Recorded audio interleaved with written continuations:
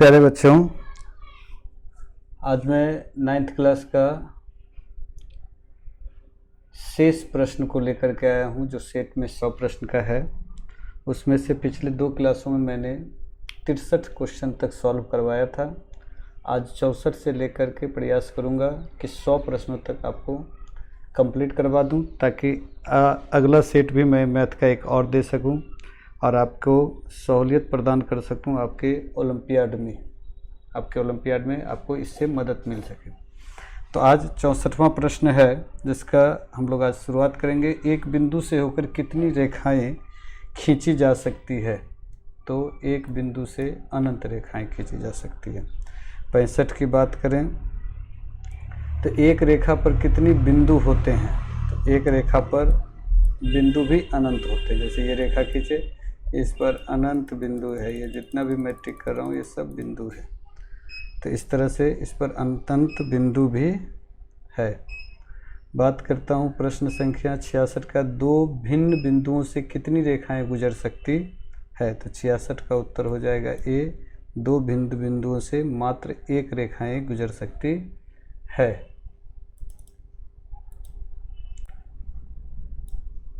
प्रश्न संख्या बात करें 67 का।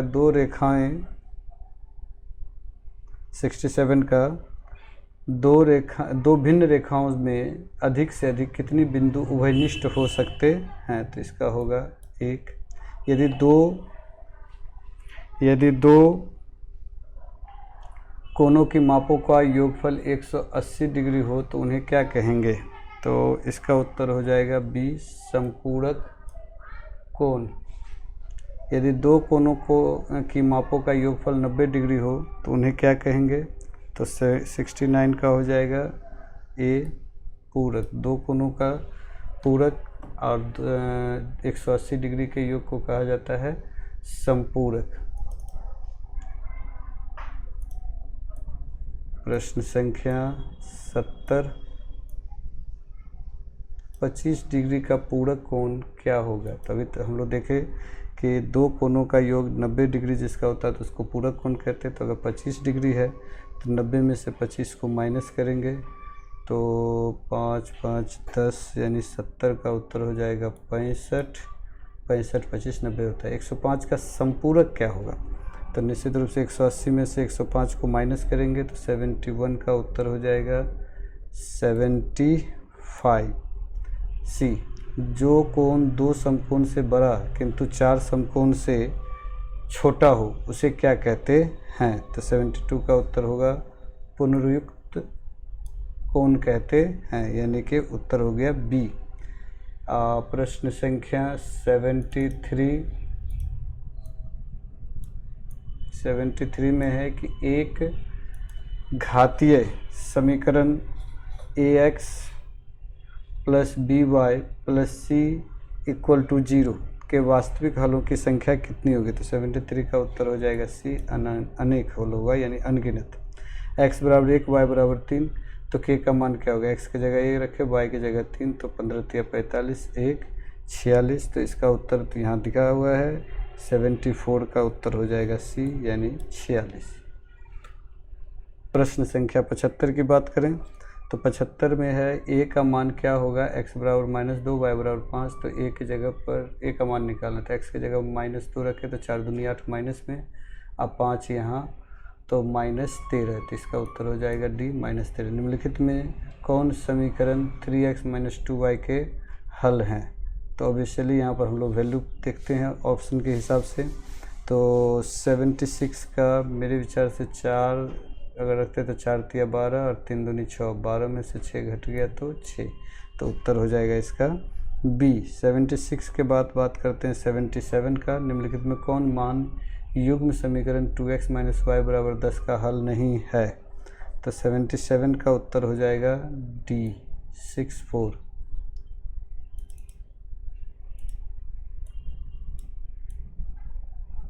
बात करें 78 का। निम्नलिखित में कौन समीकरण इतना का उभयनिष्ठ हल हो सकता है? तो अगर 78 का उत्तर चेक करेंगे, बनाएंगे तो सॉल्व करेंगे तो पता चलेगा x का होगा 78 का होगा ए नंबर x बराबर 6 और y बराबर a, तो 6 कम 6 4, 6 4 10, यहाँ पर अगर 6 रखते 6 3 18, 18 से 11 तो 17। तो इस तरह से हम लोग देखते हैं, इसका उत्तर हो जाएगा ए।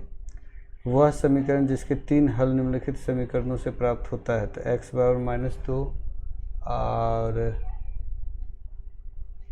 8, 1 -2 और -4 12। तो इसमें से कौन सा इसका हल होगा, तो 79 का उत्तर हो जाएगा सी।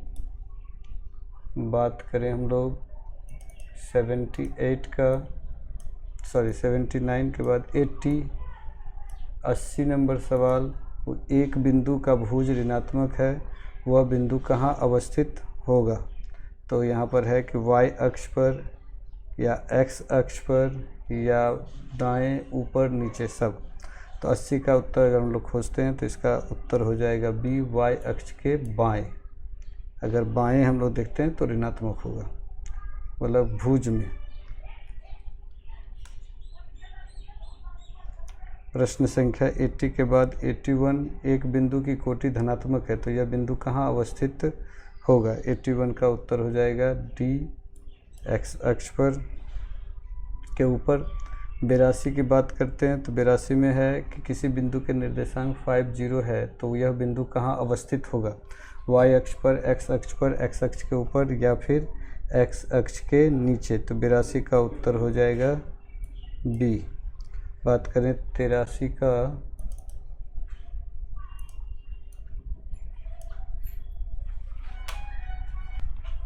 द्वितीय पाद के किसी बिंदु के भुज का चिन्ह क्या होगा। धन, ऋण, ऋण नहीं होगा, तो 83 का उत्तर हो जाएगा धन।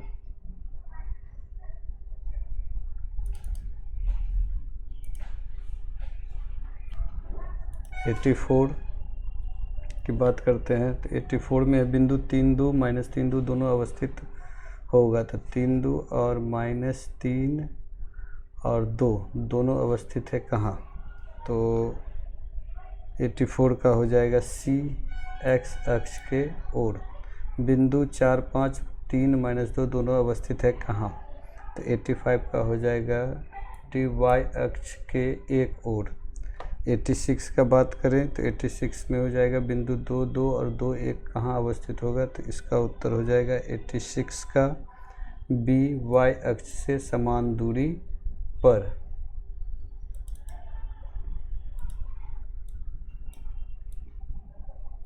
-87 की बात करें तो 87 में है कि मूल बिंदु के निर्देशांक क्या होंगे। तो ये बहुत ही सरल है। मूल बिंदु का निर्देशांक 0 0। a square minus B plus C का होल स्क्वायर का गुणनखंड क्या होगा। तो a, इसको पूरा को a और इसको पूरे को b मानते हैं, तो a plus B into a minus B, तो a प्लस बी, और अगर a माइनस बी तो 88 का उत्तर हो जाएगा a।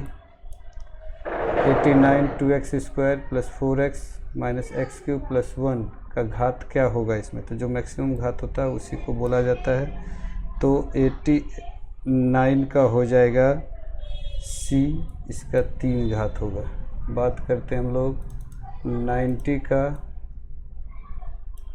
तो 90 का उत्तर हो जाएगा कि वह बहुपद जिसमें सिर्फ 2 पद हो क्या कहलाता है। तो वह बहुपद जिसमें सिर्फ 2 पद हो उसे द्विपदीय कहते हैं।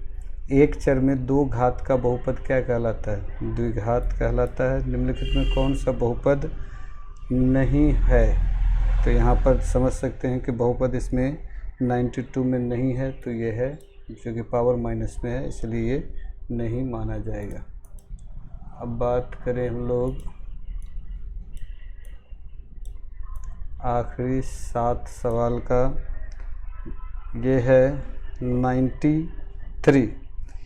पहला है 1 इंच में कितने सेंटीमीटर होते हैं। तो 93 का उत्तर हो जाएगा ए, 2.54 सेंटीमीटर बराबर 1 इंच। इसके बाद है 4 सेंटीमीटर कितने किलोमीटर के बराबर होगा।